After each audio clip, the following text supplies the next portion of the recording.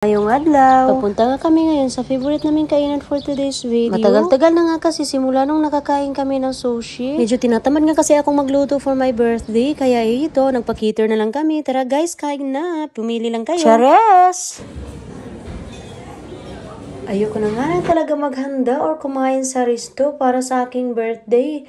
Kaya lang yung asawa ko ayaw akong tantanan. So, sino ba naman ako para tumanggi, diba? Charot lang mga mare. Wala nga daw kasi kaming ginawa ng Mother's Day. Pati ba naman daw kasi sa birthday ko, wala pa rin.